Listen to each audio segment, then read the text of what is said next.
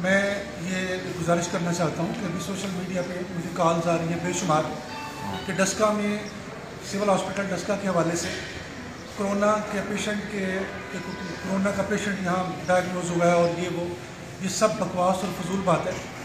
Patient आते रहते हैं और एक पेशेंट सुबह आया हमारे पास, उसको टेस्ट वगैरह करवाया तो वो कोई ऐसा इशू नहीं था बिल्कुल भी।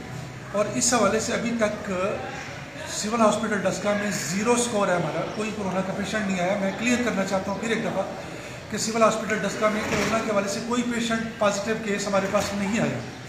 पेशेंट आते रहते हैं रूटीन में जिनको खांसी बुखार नज़ला होता है, बट डजेंट मीन कि उनको कोरोना है। और मैं लोगों को ये तलकीन करना चाहूँगा खुदा के लिए कि इस तरह की हरासमेंट पैदा ना करें। इस क्राइसिस में हमें एक दूसरे की मदद करनी चाहिए, एक दूसरे की हेल्प करनी चाहिए और एक दूसरे को कंसोल करना चाहिए। ऐसी कोई बात नहीं है। मैं फिर क्लियर कर रहा हूँ कि डस्का सिविल हॉस्पिटल में कोई कोरोना का मरीज़ नहीं आया।